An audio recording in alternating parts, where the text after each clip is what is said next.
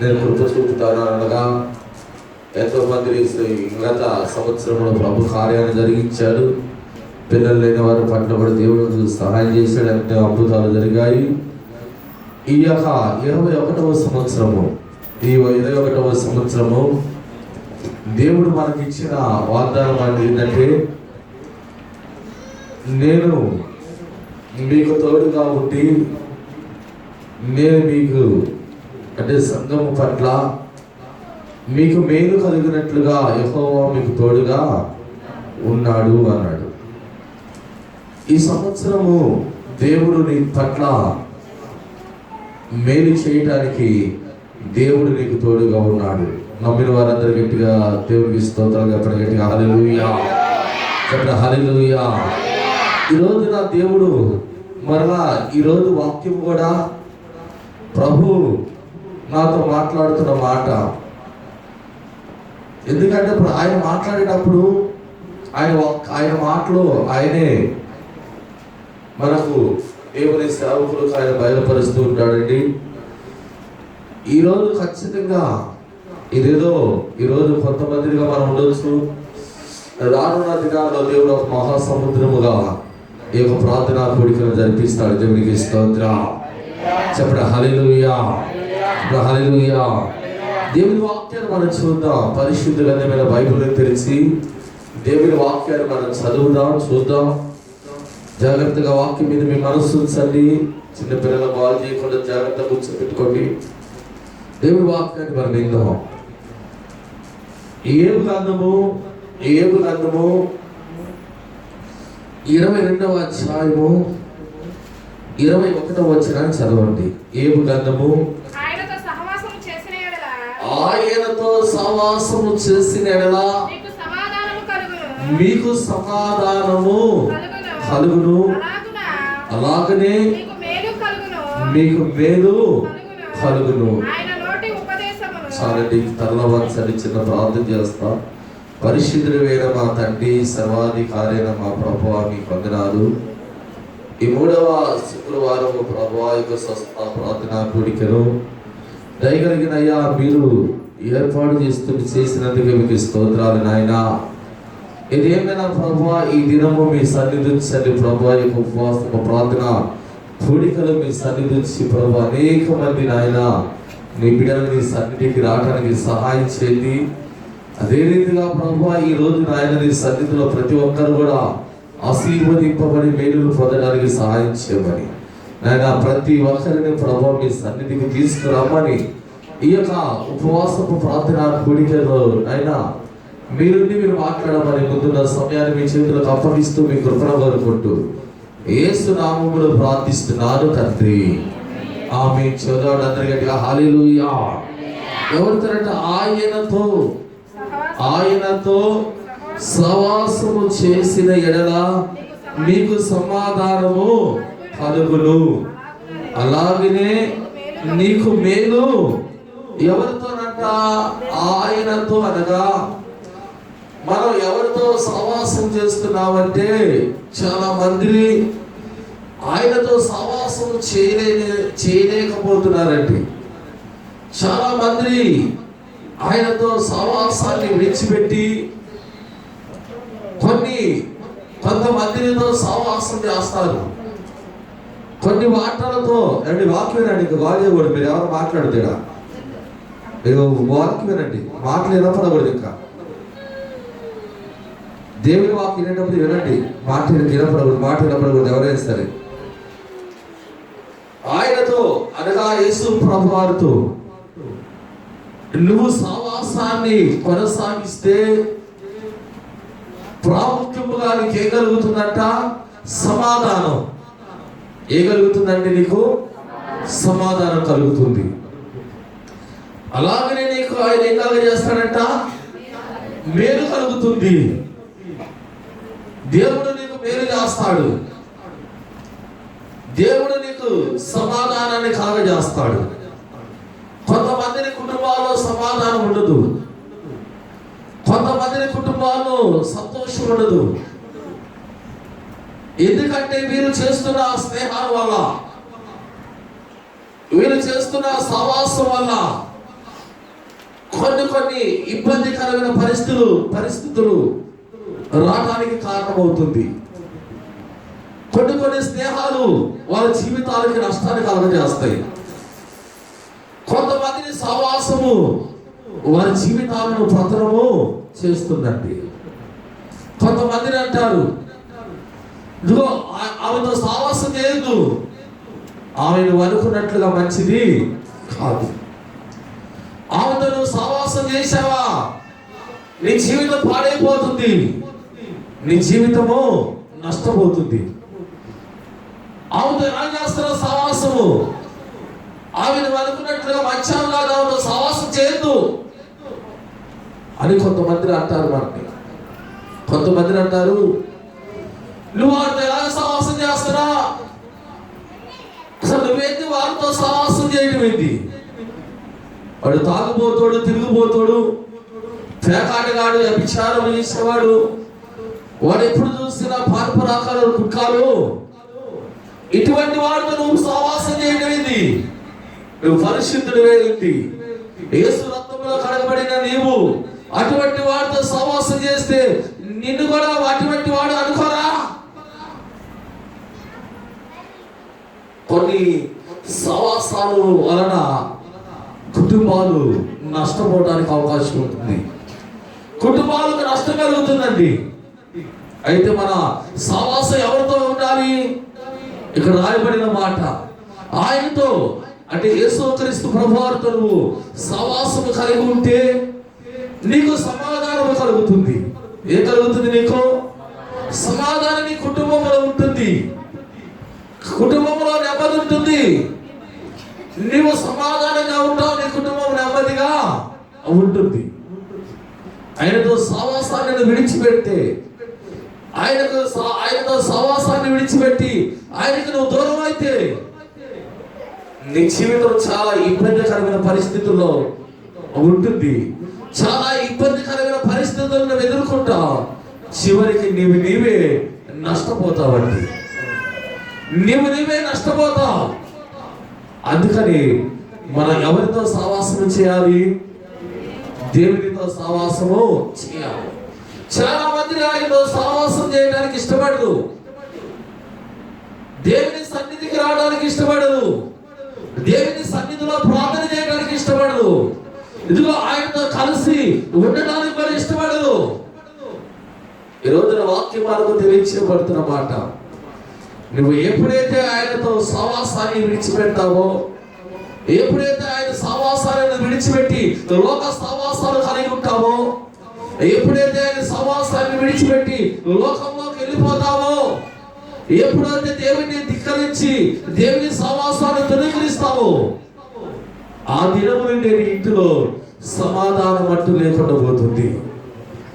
ఆ దినమే నీ ఇంటిలో నీ పట్ల నెమ్మది లేకుండా పోతుందండి. కుటుంబాల్లో సమాధానం ఉండవు.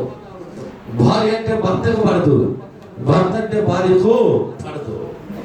వారి మాటల్లో ఒక విధమైన ఐక్యత ఉండదు. వారు ఐక్యత కలిగి మాట్లాడరు, ఐక్యత కలిగి ఉండరు. రకరకాలైన ఈ భేదాలు వారిలో వస్తాయంట. దేవునికి స్తోత్రం. ఎందుకు వస్తాయి అంటే దేవునితో సహవాసాన్ని విడిచిపెడితే, దేవుని యొక్క సన్నిధిని విడిచిపెడితే, దేవునికి నువ్వు దూరం అయిపోతే నువ్వు ఎలాగ సమాధానంగా ఉంటావు, నువ్వు ఎలాగ నెమ్మదిగా ఉంటావు, నీకు అలాగ మేలు కలుగుతుంది. మేలు కలుగుతుందా? ఆలోచించా ఒక్కసారైనా. నువ్వు నీ జీవితంలో ఎన్నో మేలులు దూరం అయిపోతున్నాయి. నీ జీవితంలో మేలును పొందుకోవట్లా, నీ జీవితంలో మేలును కలగట్లా. ఎందుకు నీ జీవితంలో మేలును పొందుకోలేకపోతున్నావు? ఎందుకు నీ జీవితంలో మేలును కలగట్లా? దేవుడు అంటున్నాడు, నేను అలాగనే మీకు మేలు చేస్తానంటున్నాడు. ఆయన మేలు చేసే దేవుడే కానీ కీడు చేసే దేవుడు కానే. దేవుడు మేలు చేసే దేవుడు అంటే ఆ మేలును మనం పొందుకోవడానికి, ఆ మేలును కలిగి మనం జీవించడానికి మన సహవాసం ఎవరితో ఉంది?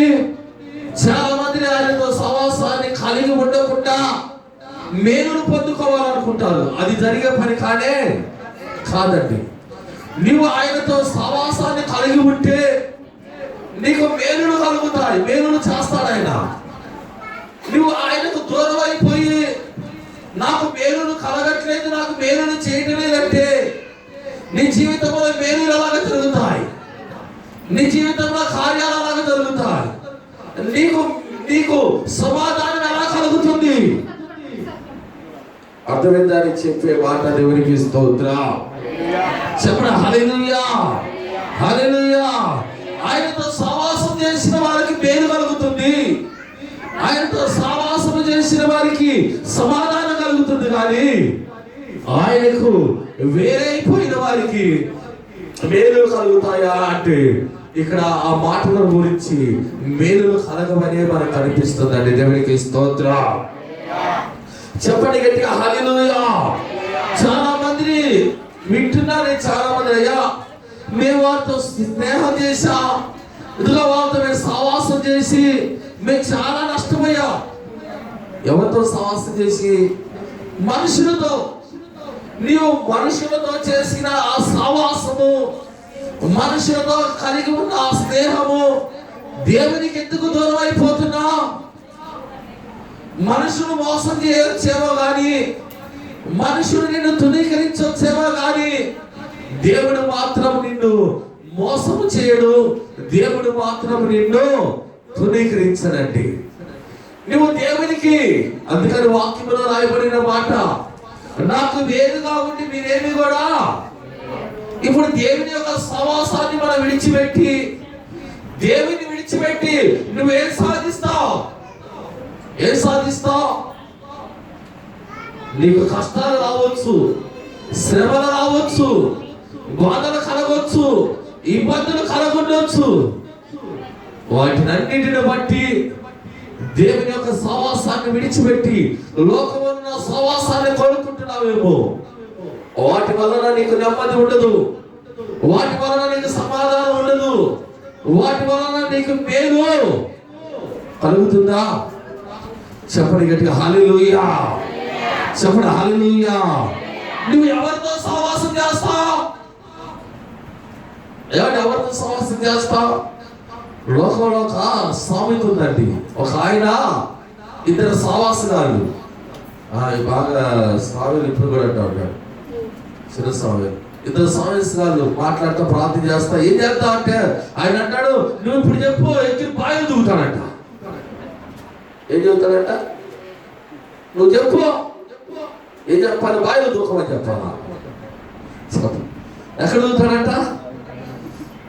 ఏంటంటే ఇదంటే వాళ్ళిద్దరు బాగా స్నేహం అంట. అంటే ఈయన బాయిలో దూకమంటే ఆయన బాయిలో దూకుతాడా? అంటే ఆ సహవాసం ఎలాగుంది? అది దేవునిచ్చే సహవాసం నీకు ఎలాగుంటుందంటే, మన దేవునితో సహవాసం కలిగి ఉంటే ఆయన నిన్ను బాయిలో దూకమన్నాడు. ఆయన దూకమంటాడా? ఆయన దూకమన్నాడండి. ఆయన నీకు తోడుగా ఉండి ఆయన నీ కుటుంబాల్లో సమాధానాన్ని, నెమ్మదిని కలగజేస్తే నీకు ఏ మేలు కావాలో ఆ మేలు ఆయన నీకు చేస్తాడండి. దేవునికి స్తోత్రం. చెప్పండి హల్లెలూయా. ఆయన మేలు కలగజేసే దేవుడు. దేవుని వాక్యం మనకు తెలియచేయబడుతున్న మాట, ఆయన నీకు మేలు చేస్తాడు. దేవునికి స్తోత్రం.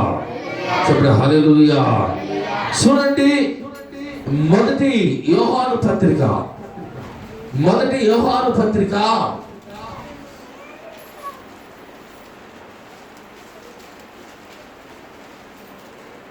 1వ అధ్యాయము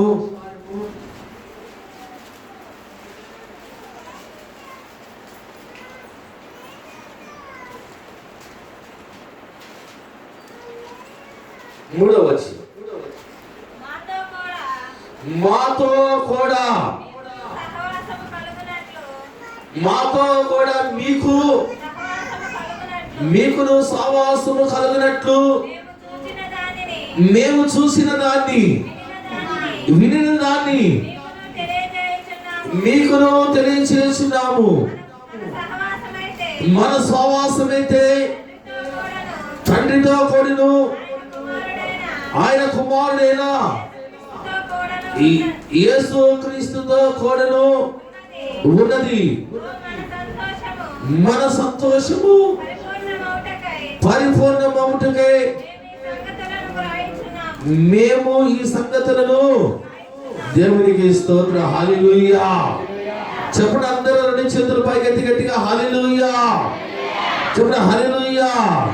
ఇక్కడ రాయబడిన మాట మనం గమనించినట్లయితే మీతో కూడా మాకును సవాసము కలిగి ఉండుటకు మేము చూసిన దానిని ఏం చూశారంటే వీళ్ళు దేవుని యొక్క కార్యాలను చూశారండి.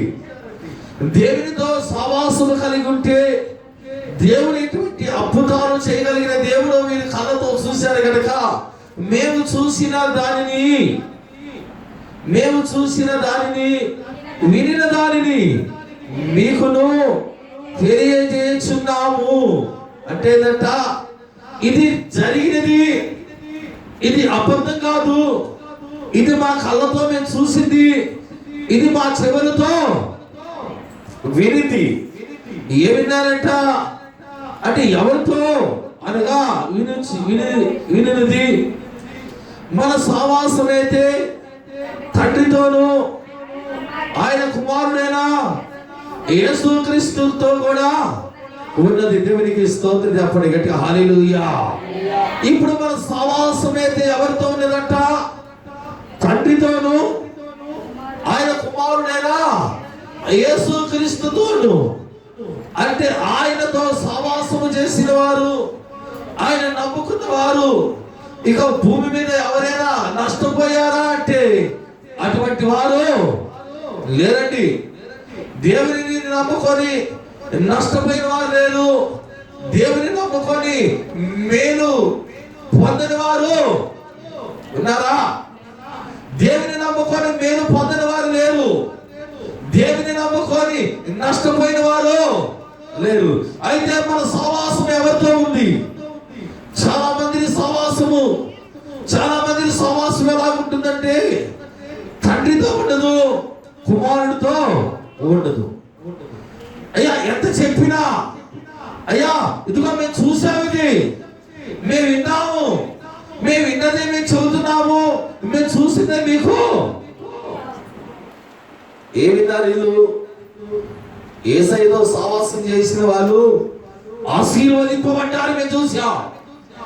యేసయ్యను నమ్ముకున్న వారి జీవితాల్లో అద్భుతాలు జరిగిన మేము చూసాం. ఆయన నమ్ముకున్న వారి జీవితంలో జరిగినాయి. ఇదిగో ఆయన నమ్ముకున్న వారు అనేక మంది చెబుతున్న కూడా మేము విన్నాం. ఏం విన్నామంట? ఆయన ఎవరంటండి? గొప్ప దేవుడు అండి. ఆయన గొప్ప కార్యాలు చేయగలిగిన దేవుడు, ఆయన అద్భుతాలు చేయగలిగిన దేవుడు, ఆయన ఆశ్చర్యకరమైన కార్యాలు జరిగించే దేవుడు. ఆయన నమ్ముకోండి, ఆయనతో కలిసి సహవాసం చేయండి. మీ జీవితాలు పరిశుద్ధంగా ఉంటాయి, మీ జీవితాలు ఆనందకరంగా మారతాయి, మీ జీవితాలు సంతోషకరంగా. ఎంత డబ్బు ఇచ్చినా సంతోషం ఉండదండి, ఎంత ఆస్తులు సంపాదించినా ఆనందము సమాధానం ఉండదు. ఆయనతో మనం ఉన్నంత కాలము, ఆయనతో కలిసి ఉన్నంత కాలము మనము సంతోషంగా ఉంటాం, నెమ్మదిగా ఉంటాం, ఆనందంగా ఉంటాం, సమాధానంగా జీవిస్తాం. దేవుడు అందును బట్టి నీ జీవితంలో ఎన్నో మేలులు చేయడానికి ఆయన ముందుకు నడిపిస్తూ ఉంటాడు. దేవునికి స్తోత్రం చెప్పండి. హల్లెలూయా హల్లెలూయా. దేవునితో సహవాసాన్ని కలిగి ఉందా? ఈరోజు వాక్యం వినపడుతుంది. దాదాపు 10 రోజులు ఈరోజు ఉపవాస ప్రార్థన జరుగుతూ దేవుని పిల్లలు దేవునితో సహవాసం కలిగి ఉండడానికి ఆశ కలిగి ఉండట్లా.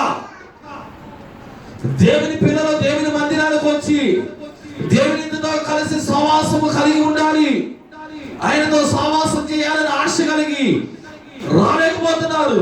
కొంతమంది వస్తున్నారు, కొంతమంది రాలేకపోతున్నారు. ఆయనతో సహవాసం కలిగి ఉండాల్సిన నీవు ఎక్కడ ఉండి ఎవరితో సహవాసం చేస్తున్నావు? ఎక్కడెక్కడ ఉంటున్నావు? ఎక్కడెక్కడ తిరుగుతున్నావు? వినపడుతుందిగా వాక్యం, వింటున్నారుగా. చాలా మంది వాక్యానికి విధేయత దేవుని పట్ల ఆ యొక్క మంచి మనసాక్షి కలిగి ఉంటారండి. ఏదో ఆదివారం పోతే ప్రార్థనకి సాలే అనుకుంటున్నారు. ఆదివారం ఒక్కరోజు వస్తేనే నీ శ్వాస సంబంధమైన జీవితాల్లో నీవు ఆయనతో కలిసి జీవించగలుగుతావా అంటే నీకు కలిగిన ఆ యొక్క ఆదివారం అనే ఒక రోజు నీ శ్వాస సంబంధమైన జీవితాన్ని నడిపించలేదు, నడవలేమో, నీ జీవితంలో ఎదగలేమో, నువ్వు ఆయనకు దగ్గరగా కాలేవు. నీ జీవితంలో ఎంత నష్టపోతున్నావు నీకు అర్థం కావట్లా. నీ జీవితంలో ఎంత నష్టం కలుగుతుందో నువ్వు ఆలోచించట్లా. నువ్వు దేవునికి దూరం అయిపోతున్నావు, దేవుని సన్నిధికి దూరం అయిపోతున్నావు, దేవుని స్వరానికి దూరం అయిపోతున్నావు, దేవునితో కలిసి సహవాసానికి దూరం అయిపోతున్నావు. నువ్వు ఆ రీతిగా జీవించటం వలన, ఆ రీతిగా నీ జీవితాన్ని కొనసాగటం వలన ఈ రోజున నీ కుటుంబంలో సమాధానం లేకుండా జీవిస్తున్నావు. ఈ రోజున నీ కుటుంబాల్లో మేలు అంటూ లేకుండా బ్రతుకుతున్నావు. ఇవన్నీ కూడా కలగటానికి కారణం ఏంటో తెలుసా? ప్రాముఖ్యముగా నీ జీవితంలో ఆయనలో సహవాసము కలిగి లేని స్థితిలో ఉన్నావు. దేవుడికి స్తోత్రం. చెప్పండి హల్లెలూయా, చెప్పండి హల్లెలూయా. ఆయనతో నువ్వు సహవాసము కలిగి జీవించలేని స్థితిలో ఉన్నావు. ఈరోజు వాక్యం వింటున్నా ప్రియ దేవుని బిడ్డలారా, మనం గమనించినట్లయితే మనం ఆయనతో సహవాసము కలిగి మన జీవితాలను యేసయ్యకు అప్పగించుకుంటాం. యేసయ్య నీ జీవితంలో ఆయన నీతో కలిసి ఉంటానంటున్నాడు, నీతో కలిసి భోజనం చేస్తానంటున్నాడు, ఆయన నీ యొద్దకు వస్తానంటున్నాడు. రావటమే కాదు, ఆయన నీ జీవితంలో బలమైన కార్యాలు చేయడానికి ఆయన సిద్ధముగా, ఆయన నీకు మేలు చేయడానికి నీ జీవితంలో ఆయన సిద్ధముగా ఉన్నాడండి. దేవునికి స్తోత్రం చెప్పండి గట్టిగా హల్లెలూయా, హల్లెలూయా. మహోన్నతుడా నీ కృపలో నివసించుట నా జీవిత ధన్యతయున్నది. మహోన్నతుడు నీ కృపలో నేను నివసించుట, మహోన్నతుడా నీ కృపలో నా జీవిత ధన్యతయున్నది, నా జీవిత ధన్యతయున్నది. మోడుబారిన జీవితాలను అదో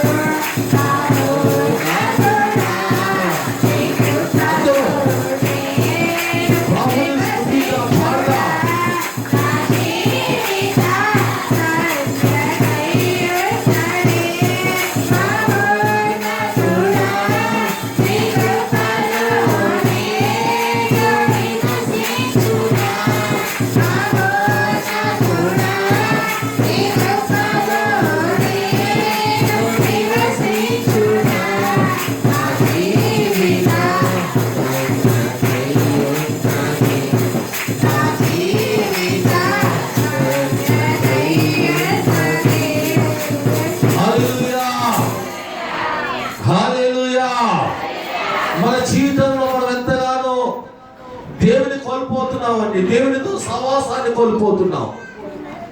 మన ఈ లోకములో ఏది ఉన్నా ఏది లేకపోయినా మనం బ్రతకగలుగుతాం. దేవుడు లేకుండా మనం బ్రతకలేము. దేవునితో సహవాసం లేకుండా మనం జీవించలేము. దేవుని స్వరం వినకుండా మన జీవితాల్లో ఆ యొక్క దీవెనలు ఆశీర్వాదాలు మనం కలిగి ఉండలేవండి. ఎంతకాలము దేవునికి దూరమై బ్రతుకుతావు, ఎంతకాలము దేవుని సన్నిధిలో ఆయన సహవాసానికి దూరమైపోతావు. నీ జీవితంలో నువ్వు ఎంత నష్టాన్ని కలిగి ఉన్నావో ఒకసారి ఆలోచించాలి. నువ్వు ఆయనతో సహవాసం కలిగి ఉంటే నీకు సమాధానం కలుగుతుందండి. ఇంటిలో మీ కుటుంబంలో సమాధానం ఉంటుంది, మీ కుటుంబంలో నెమ్మది ఉంటుంది. నువ్వు ఎప్పుడైతే యేసుకు దూరం అయిపోతావో, ఆయన సహవాసానికి దూరం అయిపోతావో, మన కుటుంబాల్లోనే సమాధానం ఉండదు, మన కుటుంబాల్లోనే నెమ్మది ఉండదు, మనకు మేలులు కలగవు. అప్పుడు మన మనసు బాధ కలిగింది. ఎన్ని సంవత్సరాలు నేను ప్రార్థన చేసినా, ఎన్ని సంవత్సరాలు నేను దేవుని సన్నిధికి వచ్చి అడిగినా దేవుడు నాకు ఏ మేలు కూడా చేయలేదయ్యా, ఏ మేలు కూడా జరగట్లేదు. ఈ రోజు ఎంతో మంది దేవుడు నాకు ఆ మేలు చేశాడు, ఈ మేలు చేశాడు, దేవుడు మమ్మల్ని ఎంతగా ఆశీర్వదిస్తున్నాడు, దేవుడు మాకు అన్ని ఇస్తున్నాడని చెబుతున్నామే. దేవునితో నేను సహవాసం చేస్తున్నానన్నా, దేవుడితో సహవాసం కలిగి ఉన్నానన్నా చెప్పగలిగారా? అలా చెప్పేవాళ్ళు లేరండి. ఈరోజు అడిగితే దేవుడు నాకు అది చేశాడు, ఇది చేశాడు, దేవుడు నాకు ఇది ఇచ్చాడు, అది ఇచ్చాడు, అలా చేశాడు, ఇలా ఔషధం ఇచ్చాడు. ఇన్ని ఇచ్చిన దేవుడికి, ఇన్ని ఇచ్చిన దేవునితో నువ్వు సహవాసం కలిగి ఉన్నావా? ఆయనతో సహవాసం చేస్తున్నావా? ఏదో మారు మనసు పొంది రక్షణ పొందేవాలే, ఎలాగపోతే బాగుండదులే, ఎలాగపోతే బాగుండదులే పాస్టర్ గారు అడుగుతాడేమో, ఎవరో అడుగుతాడు, ఎవరో చూస్తారని నువ్వు దేవుని సన్నిధికి నీ యొక్క అంతరాత్మను చంపుకొని వస్తున్నావు. నీ అంతరాత్మను అలాగే చంపుకొని రావాల్సిన ఆ పరిస్థితిలో ఆ యొక్క ఆత్మ సంబంధమైన ఆ జీవితంలో నువ్వు ఉన్నావు. నువ్వు ఎవరి కొరకు రావాలి? దేవుని మందిరానికి, దేవుని స్వరం వినాలని రావాలి, దేవుని మాట వినాలని రావాలి. దేవుని వద్దకు వస్తే దేవుడు నాకు ఒక మేలు చేస్తాడు. దేవుని నమ్ముకుంటే, దేవునితో సహవాసం కలుగుంటే మా ఇంటిలో సమాధానం ఉంటుంది, మా ఇంటిలో మేలులు కలుగుతాయి అని ఆ యొక్క నమ్మకం, ఆ విశ్వాసముతో దేవుని వద్దకు రావాలండి. దేవునికి స్తోత్రం. చాలా మంది నేను చదువుతున్నారు, మనం వింటున్నాం. మేము ప్రభుని నమ్ముకుంటే మా కుటుంబం సంతోషంగా ఉందయ్యా, ప్రభు నమ్ముకుంటే మా కుటుంబంలో నెమ్మది ఉంది. మాకు అటువంటి పరిస్థితి గతంలో మా బ్రతుకులు ఇలా జీవిస్తున్నామని ఎంతమంది ఈ రోజున సాక్ష్యము చెబుతుండగా మనం వింటలేదా? ఆ రోజున వాళ్ళు కూడా చెబుతున్నది. మేము కనులారా చూడటమే కాదు, వినటం కూడా. ఎలాగంట? మన కనులారా చూస్తున్నాం, ఎంతమంది ఆశీర్వదింపబడుతున్నారో చూస్తున్నాం, ఎంతమందిని దీవించబడుతున్నారో చూస్తున్నాం, ఎంతమందిని ప్రభులో ఎదుగుతున్నారో, ఎంతమందిని ఎదుగుదల ఉందో. ఒకప్పుడు పాడని వాడు ఇప్పుడు పాడుతున్నాడు, ఒకప్పుడు ప్రార్థన చేయని వాడు ఈరోజు ప్రార్థన చేస్తున్నాడు, ఒకరోజు వాక్యం చెప్పిన వాడు ఈరోజు వాక్యాన్ని చెప్పండి చెబుతున్నాడే లేదా? దేవుడు నడిపించరా? ఎవరితో మనం సహవాసము చేయాలి? ఎవరితో అండి?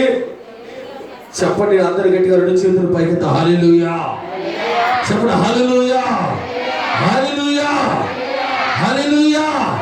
మన దేవునితో సహవాసము కలిగి ఉండాలి, దేవుని పనిలో సహవాసము కలిగి ఉండాలి. ఏదైనా సరే అది దేవుని పని గనక మనమందరం ఐక్యత కలిగి దేవుని పనిని చెయ్యాలి. దేవునికి స్తోత్రం. చెప్పండి గట్టిగా హల్లెలూయా. చాలా మంది ఉంటుంది, ఒక మనసు ఉంటుంది వాళ్ళకి, ఇది నేను ఎందుకు చేయాలి, నాకు అవసరం లేదు అనుకుంటాం. అంటే నువ్వు ఎక్కడ దూరం అయిపోతున్నావు, ఎక్కడ ఎడమైపోతున్నావు అంటే నీ అంతరాత్మ నిన్ను వేరు చేస్తుందండి. దేవుని వాక్యం వింటున్నప్పుడు దేవుని బిడ్డలారా మనం గమనించినట్లయితే మన ప్రభు సన్నిధిలో ఎలా ఉండాలంట? ఎలా ఉండాలి? ఆయనలో సహవాసం చేస్తున్న మనము. ప్రభు అన్నాడు, ఏమన్నాడు తెలుసా? ప్రభు అన్నాడు, దేవుడి వాక్యంలో ఒక మాట రాయబడింది, మనం క్రీస్తుని ధరించుకోవాలంట. ఎవరంట? ఏ కనిపించాలి నీవు అని? నువ్వులో ఏం కనిపించాలంటే యేసు క్రీస్తు ప్రభువారు ఆ ప్రేమ, ఆ సమాధానము, ఆ నెమ్మది, ఆ సమాధానం ఎవరిలో కనిపించాలి? ఏమండి, చాలా మందిని మనం అంటాం ఈ రోజున. బాగా వినండి, ఒక భార్య భర్త ఉన్నాడు, వాళ్ళకు ఒక బిడ్డ పుట్టాడు అనుకో, తన భార్య అంటుంది తన భర్తతో, ఈడు అచ్చో నీలాగే ఉన్నాడు. ఎలా ఉన్నాడంట? ఏమంటాడు? వీడు అచ్చో నీలాగే ఉన్నాడు అన్నప్పుడు భర్త అంటాడు, కాదు వాడికి నీ పోలికలే. ఏ పోలికలంట అంట. సరే ఇది కాదు, మనం ఎవరైనా అడుగుదామని వాళ్ళ ఇంట్లో వాళ్ళడు, అబ్బా వీడు ఎవరి పోలికలు ఉన్నాయో అనగా వాళ్ళు ఏమంటారు తెలుసా? అరే వాడికి అచ్చో నీ పోలికలు వచ్చిందిరా, నీలాగే అంటారంటరా. ఏం చెప్పలేదా? చెప్పండి హల్లెలూయా, చెప్పండి హల్లెలూయా, హల్లెలూయా. అచ్చో నీ పోలికలే అని చెప్పినప్పుడు విన్నావా? వింటలేదా? అదే యేసయ్యను నమ్ముకునే నువ్వు ఎలాగున్నావంటే, అరే యేసయ్యను చూస్తే, ఈయనను చూస్తే, ఈయనను చూస్తే యేసయ్య కనిపించాలంటే నీలో ఉండాలి ఆయన. ఇదిగో యేసయ్యను నమ్ముకున్న వారు ఎలాగుంటారా? ఎలా ఉంటారు? రాక్షసులాగుంటారా? దెయ్యాలాగుంటారా? ఉన్నాడా మన దేవుడు? అలాగా ఉన్నాడా? చెప్పండి, ఉన్నాడా? ఏం చెప్పలేదమ్మా? హల్లెలూయా. మన దేవుడు ఎలా ఉన్నాడు? ప్రేమ కలిగిన ఆయన. ఆయన ప్రేమ కలిగిన దేవుడు. ఆయన ప్రేమ మనలో కనిపించాలా వద్దా? కనపడాలా వద్దా? ఆయన ప్రేమ మనలో కనిపించాలంటే యేసు ప్రభువాన్ని కొరడాలతో కొట్టారు, మొహం మీద ఉమ్ము మూశారు, పిడిగుద్దులు గుద్దారు, ఆయన పక్కలో బలిమ పోటుతో పొడిచారు. ఏం చేస్తున్నాడు తండ్రి? ఆ శిలువ మీద ఏం ప్రార్థన చేస్తున్నాడు? తండ్రి వీరేమి చేయుచున్నారో వీరు ఎరగరు గనుక వీరిని క్షమించండి. మనలో క్షమాపణ ఉంటుందా? ఉంటుందా? మనలో మనం ఎవరైనా మనల్ని ఎప్పుడైనా ఒక మాట అంటే ఆ మాట మనం సచ్చేదంత వరకు గుర్తుపెట్టుకుంటాం. ఏమని? ఫలానప్పుడు ఈ మాట అన్నాడు, రే ఆ మాట నేను చచ్చిపోయేంత వరకు మర్చిపోనా? ఏ పౌరుషమండి మంది అంటారు. మా యొక్క వంశం, మా నాన్న ఒక రోషగాడు, పౌరుషం గలవాడు, మేము పౌరుషం కలిగిన వాడు. అయితే నిన్ను పుట్టించిన దేవుడు రోషం లేనడా? పౌరుషం లేనడా? నీకే అంత పౌరుషము, రోషం ఉంటే నువ్వు చేసే పనులు బట్టి నిన్ను సృష్టించిన సృష్టికర్త దేవుడికి ఎంత రోషం ఉండాలి, ఎంత కోపం ఉండాలి, ఎంత కోపం ఉండాలి, ఎంత రోషం ఉండాలి. ఆయన అంటాడు, నా కడుపును పుట్టి రోషము లేకుండా బ్రతుకుతున్నావే. ఏమంటాడండి? చెప్పండి, దేవునికి స్తోత్రం చెప్పండి గట్టిగా హల్లెలూయా, చెప్పండి హల్లెలూయా. యేసు క్రీస్తు ప్రభువారి ప్రేమ నీలో కనిపించాలి. మారుతున్నాం, మన మాట, మన విధానం, మన యొక్క ప్రవర్తన మారుకుందాం. ప్రభు కొరకు మనము జీవించే సమయం ఇది. ఏ ఒక్కరు కూడా దేవునికి దూరం అవ్వద్దు. దేవునికి స్తోత్రం చెప్పండి గట్టిగా హల్లెలూయా, చెప్పండి హల్లెలూయా. చూడండి, 1 కొరింథీయులకు రాసిన పత్రిక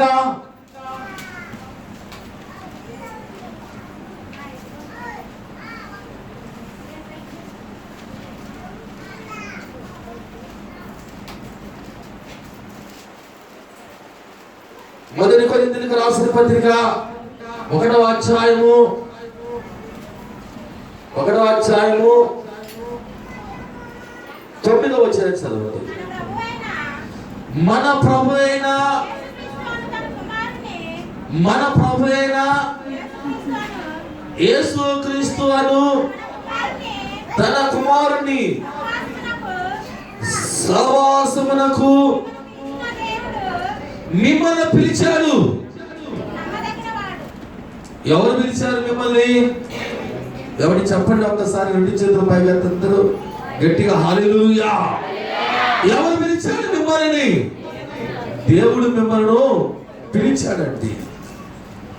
పిలిచాడు, నమ్మదగిన వాడా కాడా? మరి నువ్వు ఎందుకు నమ్మట్లా? నీలో ఎందుకు నమ్మకం కలగట్లా? నిన్ను పిలిచిన దేవుడు నమ్మదగిన వాడు.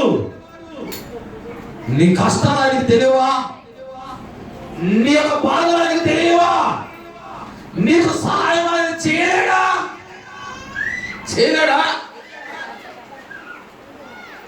నిన్ను పిలిచిన దేవుడు నమ్మదగిన వాడు. ఎవరైనా నీకు పని ఇస్తానంటే, ఎవరైనా నీకు పని ఆశ చూపిస్తే నమ్మి వాళ్ళందరికీ పని చేస్తావా? దేవుడు నిన్ను పిలిచి ఆయన సంఘములో, ఆయన సహవాసములో నీకు ఆయన ఒక స్థానాన్ని, ఒక చోటిస్తే ఆయన యందు నమ్మకం లేదా? నమ్మకం లేని స్థితిలో నువ్వు ఉన్నావా? దేవునికి స్తోత్రం. చెప్పండి హల్లెలూయా. మన ప్రభు అయిన యేసుక్రీస్తునందు యందు మీరు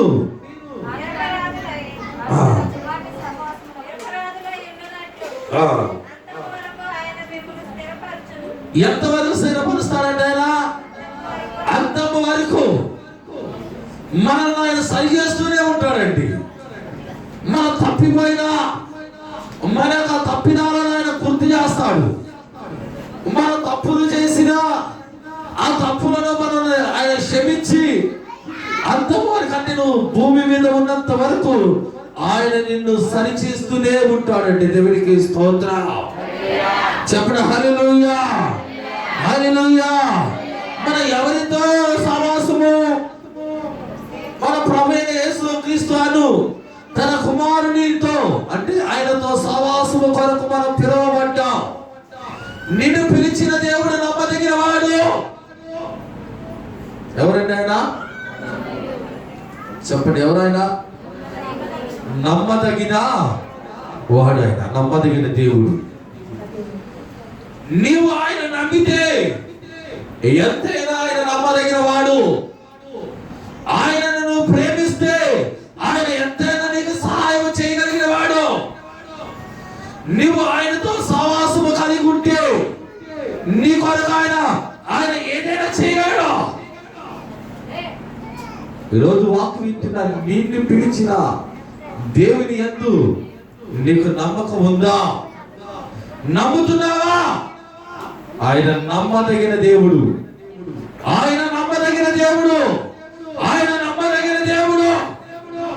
ఆయన సహాయం చేయగలిగిన దేవుడై ఉన్నాడండి. దేవునికి స్తోత్రం. చెప్పండి హల్లెలూయా. చూడండి, ఫిలిప్పీయులకు రాసిన పత్రిక 2వ అధ్యాయము 1వ వచనాన్ని చదవండి. కావున క్రీస్తునందు ఏ హెచ్చరికైనను, ప్రేమ వలన ఆదరణైనను, ఆత్మ యందు ఏ సహవాసమైనను, ఏ దయారసమైనను, వాత్సల్యమైనను ఉన్న ఎడల మీరు ఏక మనస్సులాగునట్లుగా ఏక నిగ్రహత కలిగి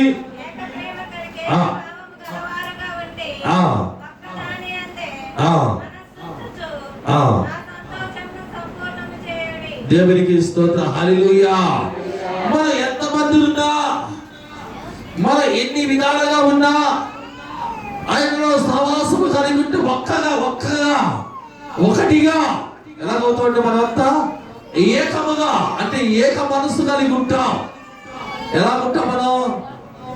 చెప్పండి, ఎలా ఉంటాం మనం? ఏక మనసు కలిగి ఉంటాము. మనం ఒక్క మాటగా ఒక మనసు కలిగి, మనం ఎంతమంది రకరకాలైన మనుషులు మనం ఇక్కడ ఉన్నా, రకరకాల హృదయాలు కలిగి ఉన్న వారు ఉంటారు. కొంతమంది కొంత హృదయాల్లో కొన్ని మంచి, కొద్దిగా విభేదాలు ఉంటాయి, కొద్దిగా ఇలాంటి పరిస్థితులు ఉంటాయి. ఇలాగా ఒకరంటే ఒకరు పడకపోయినా, ఒకరంటే ఒకరు గిట్టపోయినా, మనం ఆయన రక్తములో కడగబడ్డాం కనుక మనం అందరం ఏకముగా ఎలా ఉంటామంట మనం. ఇక నువ్వు నీ సహోదరుని ప్రేమిస్తావు, అంతేగాని నీవంటే నాకు కచ్చ, నీవంటే పగ, నీ పార్టీ వేరు నా పార్టీ ఉన్నాయా? అవన్నీ ఎక్కడున్నాయి? అవన్నీ సంఘము బయట ఉన్నాయి. అల్లరిలు సంఘము బయట ఉన్నాయి. అవన్నీ ఆ బయట అల్లరులు అయ్యి ఇక్కడ ఏ పార్టీ అయినా, ఏ మనసున్నా, లేదా ఏ కులమైనా, ఏ రంగైనా క్రీస్తు రక్తములో కడగబడ్డావు కనుక మనమందరం కూడా ఎలా ఉంటామంట? ఏక మనసు కలిగి ఉంటామండి. దేవునికి స్తోత్రం. మన దేవుడు ఒక్కడే. ఎవరైనా మన దేవుడు ఒక్క దేవుడే. ఆ ఒక్క దేవుడినే మనం ఆరాధిస్తూ ఉంటాం. ఆ ఒక్క దేవుని అంతే నువ్వు ఏక మనసు కలిగి ఉంటావు. దేవునికి స్తోత్రం. చెప్పండి హల్లెలూయా, హల్లెలూయా, హల్లెలూయా. ఆ దేవునితో సహవాసము కలిగి ఉండడానికి ఒకవేళ దూరమైపోయి ఉంటే ఈ మధ్యాహ్న కాల సమయమున పరిశుద్ధాత్ముడు మనతో మాట్లాడుతున్న మాటను మీ హృదయంలోనికి రానివ్వండి. మీ హృదయంలోనికి దేవుని వాక్యాన్ని ఉండనివ్వండి. దేవుడు మిమ్మల్ని సమాధానం పరిచి ఆయన మిమ్మల్ని ముందుకు నడిపిస్తాడు. దేవునికి స్తోత్రం. చెప్పండి హల్లెలూయా, హల్లెలూయా. మొదటి యోహాను పత్రిక మొదటి పత్రిక 1వ అధ్యాయము 7వ వచనము. అయితే ఆయన వెలుగులో ఉన్న ప్రకారము మనము వెలుగులో నడిచిన ఎడల మనము అన్నింటిలో సహవాసము గలవారే ఎందుము. అప్పుడు ఆయన కుమారుడైన యేసు రక్తము ప్రతి పాపముల నుండి మనలను పవిత్రులుగా చేయును. మనము పాపము లేని వారమని చెప్పుకొని ఎడల మనమే మోసపుచ్చుకుందుము. చాలండి. దేవునికి స్తోత్రం. హల్లెలూయా. చెప్పండి హల్లెలూయా. ఏ కలిగి ఉన్నట్టు అయితే ఆయన వెలుగైన ప్రకారము మనము కూడా ఎలా నడుస్తామంట? మనం చీకటిలో నడుస్తామా? ఆయన అంటున్నాడు, ఆయన వెలుగైన ప్రకారం మనం కూడా వెలుగులో నడుస్తాము. వెలుగులో ఆయన వెలుగులో నడిపించి మనము అన్నిన్య సహవాసము గల వారిపై ఇందుము. అంటే మనం అంటే అతిగా ఆయన ఎంతో ప్రేమ కలిగి మనం అందరం అన్నిన్య సహవాసము కలిగి ఉంటాం. చూడండి 6వ వచనాన్ని కూడా చూడండి. ఆయనతో కూడా సహవాసము గలవారమని చెప్పుకొని చీకటిలో నడిచిన ఎడల. ఈరోజు మనం అబద్ధం ఆడుతున్నామా? ఈరోజు సత్యములో నుండి మనం తొలగిపోతున్నామా? నువ్వు ఆయనతో సహవాసము, నేను కూడా యేసుక్రీస్తు ప్రభువుని నమ్ముకున్నాను, మారు మనసు పొందానని నువ్వు చీకటిలో బ్రతుకుతూ, నేను చీకటిలో బ్రతకట్లేదండి, మాలో చీకటి లేదు, మాలో వెలుగుందని చెప్పుకుంటున్నావు. అబద్ధం కాదు ఇది సత్యమా? నువ్వు వెలుగులో ఉంటే మరి చీకటి సంబంధమైన ఆ పనులు ఎందుకు చేస్తావు? నువ్వు వెలుగులో నడిస్తే మరి ఇంకా చీకటిలో ఎందుకు బ్రతకాలి నువ్వు? ఈ రోజున చాలా మంది చీకటిలో బ్రతుకుతూ మేము కూడా వెలిగించబడ్డాం, మేము కూడా వెలుగులో ఉన్నాం, మేము యేసు ప్రభువు రక్తంలో కడగబడ్డాం, మేము కూడా వెలుగు సంబంధమైన మనుషులము, మేము కూడా పరిశుద్ధులమని చెప్పుకుంటున్నాం. ఇది అబద్ధము కాదా? ఇలా చెప్పుకుంటూ నువ్వు అబద్ధం ఆడతలేదా? ఇలాగా చెప్పుకుంటూ నువ్వు సత్యముల నుండి తొలగిపోవటం లేదా? దేవుని వాక్యం వింటున్నా నువ్వు ఒక్కసారి నీ అంతరాత్మను పరిశోధన పరీక్షించుకోవాలంటే, నువ్వు వెలుగులో ఉంటే ఇంకెందుకుంటుంది నీలో బలహీనత? నువ్వు వెలుగులో ఉంటే నీ కుటుంబంలో ఎందుకుంటుంది ఆ యొక్క ఇబ్బందికరమైన పరిస్థితిలో? నీ ఇంట్లో చీకటి ఎందుకుంటుంది? చీకటి నీ కుటుంబాన్ని ఎందుకు వేలుతుంది? దేవునికి స్తోత్రం. చెప్పండి హల్లెలూయా, హల్లెలూయా. మేము చీకటిలో ఉంటున్నామని, వెలిగించబడ్డామని చెప్పుకోనుట అది అబద్ధము అని దేవుని వాక్యం మనకు తెలియచేయబడుతుందండి.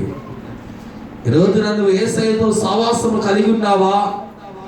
ఆయన సావాసాన్ని విడిచిపెట్టి ఈ రోజున లోక సంబంధమైన స్నేహాలు కలిగి ఉన్నావా? లోక సంబంధమైన మాటలు కలిగి ఉన్నావా? నోరు అదుపులే